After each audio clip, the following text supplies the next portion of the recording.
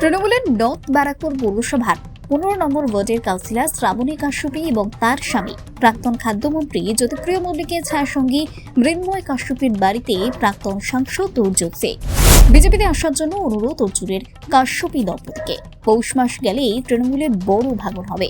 অনেক MLA, MP এবং কাউন্সিলরও তৃণমূল নেতা আছেই দাবি অর্জুনের। পশ্চিমবাংলায় কোনো কাউন্সিলর যারা একটু ভদ্র আছে, যারা তোলাবাজি করে না, তারা কেউ এই দলে থাকতে চাইছে না।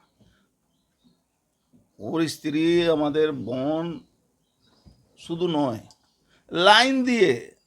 কিন্তু আমরা আমাদের দলের তরফ থেকে একটা জিনিস ভেবে নিয়েছি, আমরা প্রথমে আগে তৃণমূল বিরুদ্ধে আপনাকে আসতে হবে। ওরা কিছুদিন আগে ওরা তো অস্পষ্ট তৃণমূলের বিরুদ্ধে বক্তব্য দিয়েছে। কারা? এই মৃন্ময় বা তার স্ত্রী কাউন্সিলর যিনি আছেন। তো আমরা একটা জিনিস মনে করছি কি, যেখানে যেখানে যে লোক আমরা তৃণমূলের বিরুদ্ধে, তৃণমূলের থেকেও তৃণমূলের বিরুদ্ধে আছে, তাহলে আমাদের বন্ধু, তাদের কাছে আমরা যাওয়া উচিত।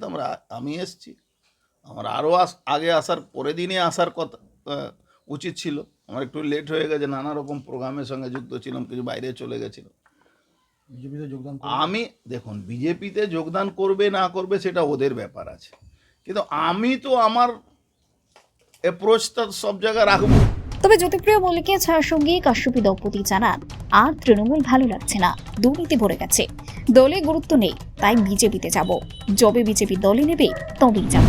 হ্যাঁ, উনি এলেন আমাদের বাড়িতে এবং প্রাক্তন সাংসদ অর্জুন সিং মহাশয় আমাদের বাড়িতে এসছেন এবং আমরাও ঠিক করেছি যে আমরা ওনার সান্নিধ্যেই বিজেপিতে যোগদান করব এবং এটা আমরা মনস্থির করে নিয়েছি এবং ঠিকও করে নিয়েছি। কেন? কারণ তৃণমূলের থেকে আমরা যেভাবে অপমানিত হয়েছি, যেভাবে অবহেলিত হয়েছি, এগুলো সহ্য করার মতন নয়।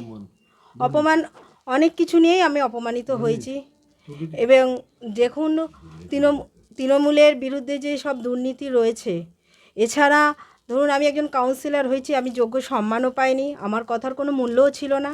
এইসব নানা দিক দিয়ে অপমানিত হয়ে আমি আজকে তৃণমূল ছেড়ে আমি ঠিকই করে নিয়েছি, আমি বিজেপিতে জয়েন করবই। দাদা দীর্ঘদিনের সম্পর্ক, সবসময় বিপদ আপদ ভালো মন্দ সব ব্যাপারেই থাকে।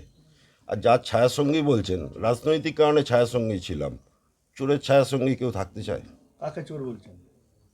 যার ছায়াসঙ্গীর কথা বলছেন তার কথা যতটা কম বলবেন তত ভালো হয়। খাদ্যমন্ত্রী ছিলেন তো? হ্যাঁ, তো খাদ্যমন্ত্রী হয়ে গরিব মানুষের চাল চুরি করেছে, আর মন্ত্রীর কী আছে? শুনুন একটা কথা বলি, ও তো ছেড়ে দিন, মানুষ লিস্ট বানানো চালু করে দিয়েছে। এই যত তোলামূলের তোলাবাজদের এগেনস্টে মানুষ লিস্ট বানাচ্ছে, কে কার থেকে কত টাকা নিয়েছে। আমি নোয়াপাড়ার অভিজ্ঞতা থেকে বলছি, বহু লোক আগের দিনের আমি বলার পর বহু লোক বলছে দাদা লিস্টটা বানাচ্ছি একটু অর্জুন, এই যে তাদেরকে এই লাস্ট 15 বছরে কত তোলা দিতে হয়েছে, কারুর বাড়ি বানাতে, কারুর মেয়ের বিয়ের প্যান্ডেল করতে। হ্যাঁ, বলছে যে অপেক্ষায় রয়েছে দাদা, লিস্টটা এখন দেবো না মে মাসের পরে দেবো। একটু অর্জুনবাবুকে বলবেন যে এই টাকাগুলো যাতে উদ্ধার করে দেওয়া যায়।